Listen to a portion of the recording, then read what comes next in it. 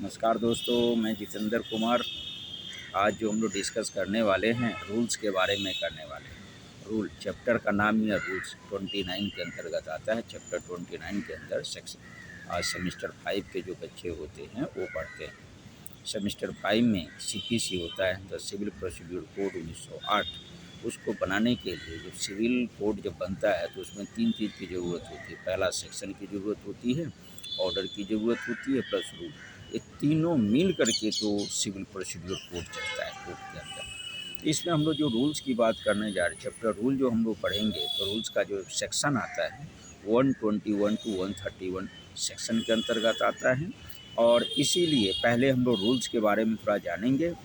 तो पहले हम लोग रूल का definition, the rules contained in the first schedule of the CPC are to have effect as a enacted in the body of CPC until annulled as a provided below section 121।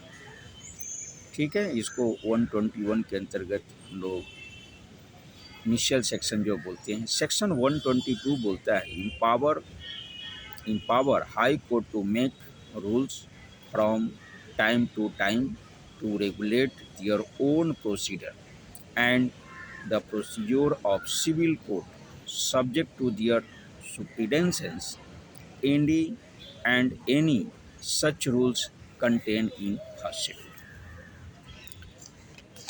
Section 123 ये बोलता है provided for the constitution of A committee known as a rule committee is towns where the high court usually sit. Every committee is port of the following person।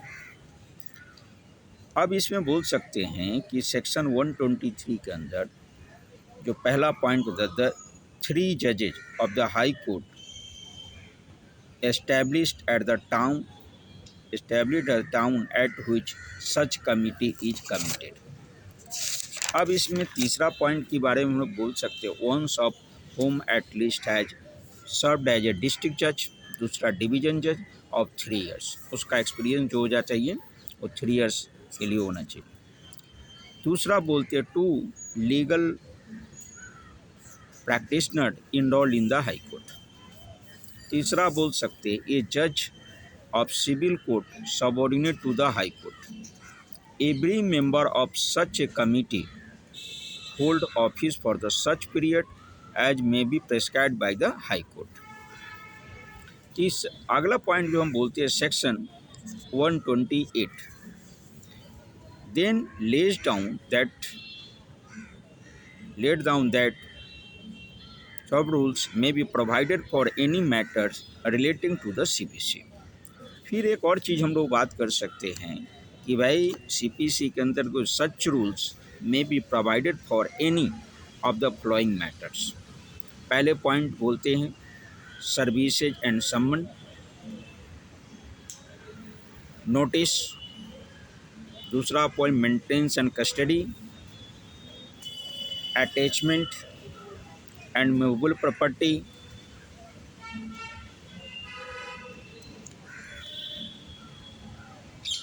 में क्या बोलते हैं movable property.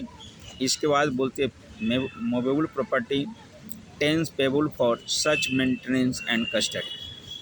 तीसरा point बोलते हैं procedure in suit by way of country counter claim and valuations. चौथा point बोलते हैं the attachment of sale and डेप्ट। पांचवा पॉइंट बोल सकते हैं समरी प्रोसीजर। और इस समरी प्रोसीजर में जो हम लोग बोलते हैं पांचवा पॉइंट जो है समरी प्रोसीजर, उसमें पहले पॉइंट हम लोग बोलते हैं इन suit plaintiff can be recover A dept, dept liquidated demand payable by the defendant. दूसरा पॉइंट बोलते हैं इन suit for the recovery of movable property claims landlord against tenant against person claiming under such tenant. अब तीसरा point बोलते हैं procedure bye पे of irrigating समन। दूसरा बोलते हैं consolidation of suits, appeal and other proceedings. फिर हम लोग बोल सकते हैं डेलीगेट्स टू एनी रजिस्टर और master other official of the court of any judicial comma quasi judicial. इसके नेक्स्ट पॉइंट बोलते हैं all forms registers book and entity and designate for the transactions of the business of civil code. तो इस तरीके से जो section जो rule जो लागू होता है, रूल चैप्टर नंबर 29 जो होता है, उसको हम लोगों ने सेक्शन 121 से 131 के अंतर्गत हमने रीड किया है। और इसमें रीड क्या करना है, मेनली जो सेक्शन होता है 121 टू 131 होता है, और सेक्शन 121, सेक्शन 122, सेक्शन 123 और 123, सेक्शन 128 और जिसको हम लोग बोल सकते हैं 128 है। और इसमें हम थोड़ी सी बात कर रहे तो समरी प्रोसीजर की बात कर रहे थे। तो समरी प्रोसीजर में पहला पॉइंट तो हमने बोल दिया। समरी प्रोसीजर जब होता है तो इसमें 5वें नंबर पे बोलते हैं कोई भी समरी प्रोसीजर जब होगा, इन सूट प्लेंटिफ कैन रिकवर से डेप्ट। सूट के अंदर प्लेंटिफ का काम क्या होगा, डेप्ट को रिकवर करना। Liquidated demand comma payable by the defendant at any cost. जो लक्ष्य जो होता है किसी प्लेंटिफ का, उसका डेप्ट को रिकवर करना होता है, लिक्विडेटेड डिमांड को लेना होता है, पेबल बाय द डिफेंडेंट। दूसरा पॉइंट हमने बोला in suit for recovery of immovable property. Suit इसलिए फाइल किया जाता है कि भाई रिकवरी ऑफ इमूवेबल प्रॉपर्टी के लिए कर सकते हो, क्लेम्स के लिए कर सकते हो, लैंड लॉर्ड अगेंस्ट टेनेंट के लिए कर सकते, against person claiming under seen tenant. तीसरा पॉइंट जो हम लोग बोला procedure by any of the irrigating summons. अगला पॉइंट हम बोल सकते हैं consolidation of suits comma appeal and other proceedings. और जो अगला पॉइंट हमने बोला छठा पॉइंट, पाँचवा पॉइंट जिसको हम बोलते हैं फोर्थ पॉइंट हो गया। फिफ्थ पॉइंट हम लोग delegation to any register, delegation to any registrar comma masters और the official of the court of any judicial या क्वासी जुडिशियल हो सकता है। All forms comma register books and entities and desirable of the transaction of the business of civil code. इस सारे चीज़ों को court के अंदर रूल्स के अंदर प्रोवाइड करना होता है, और तब जाकर के रूल्स के ऊपर हम लोग कोर्ट के अंदर evidence of the fact, question of the fact के अगेंस्ट में हम लोग एविडेंस एक्ट के रूप में इस्तेमाल करते हैं। तो यही था चैप्टर 29 जिसको हम बोलते हैं रूल्स। इसके पहले हमने ऑर्डर बता चुके हैं, रूल्स कितना था, ऑर्डर कितना था, सेक्शन कितना था। सेक्शन हमने बता चुका था, टोटल सेक्शन जो होता है सीपीसी के सिविल प्रोसीजर के अंडर 158 था। दूसरा चीज़ हम लोग ये बात कर रहे थे कि भाई ऑर्डर कितना था, 51 ऑर्डर था। और आगे फिर हम लोग बात कर रहे थे टोटल जो रूल्स कितना है। तो रूल्स तो देखो अप्रॉक्सीमेटली 400 है। कितना है रूल्स, कितना है 400 है, लेकिन उसके अंदर सेक्शन कितना से कितना लागू होता है।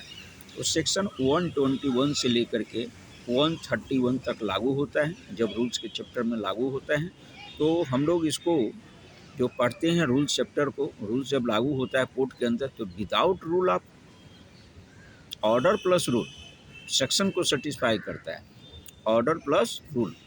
और तब जब सेक्शन सेटिस्फाई होता है तो सीपीसी का फुल्ली कंप्लीटेड फॉर्म हो जाता है, और इसी को बोलते हैं इंस्टीट्यूशन ऑफ सूट। और इंस्टीट्यूशन ऑफ सूट जब भी करते हैं, जब भी होता है तो उस हमें ये ध्यान रखना होता है कि भाई उसमें सेक्शन भी लागू होगा, ऑर्डर भी लागू होगा और रूल भी लागू होगा, तब जाकर के हमारा कोई इंस्टीट्यूशन ऑफ सूट प्रोसीड करेगा कोर्ट के अंदर। और जैसे इंस्टीट्यूशन ऑफ सूट हो गया तो वहाँ से आपकी कोर्ट की प्रोसेस, कोर्ट में केस अगर रजिस्टर्ड हो गया तो उसके बाद सबमनिंग का प्रोसेस हो जाता है। जैसे सबमनिंग का प्रोसेस स्टार्ट हो जाता है ऑर्डर 5 के अंतर्गत, फिर वहाँ से कोर्ट की सिविल प्रोसीजर स्टार्ट हो जाती है। और फिर स्टार्टिंग तो शुरू से होती है, जिसको हम बोलते हैं सिविल सूट से लेकर के लास्ट में जजमेंट आता है, जजमेंट का एग्जीक्यूशन आता है, और उसी के अंदर हम लोग ऑर्डर, रूल और सेक्शन का इस्तेमाल करते हैं कोर्ट के अंदर। और यही था इंट्रोडक्शंस ऑफ रूल्स। आप इसको एक बार ध्यान से पढ़िए, लाइक कीजिए, सब्सक्राइब कीजिए और व्यू जरूर देना मत भूलिए, ताकि जो आपको जो वीडियो बनाते हैं आपको मिलता रहे। अगर मैं अपलोड करूँ किसी भी सिविल सूट पे या क्रिमिनल सूट पे तो आपको मैसेज मिलता रहे। तो इसके लिए थैंक यू सो मच हमारे दोस्त स्टूडेंट और हमारे जो वीडियो जो देखते हैं लॉ से रिलेटेड स्टूडेंट, उन सभी को धन्यवाद। Many thanks for watching this legal knowledge या legal related knowledge is provided by me.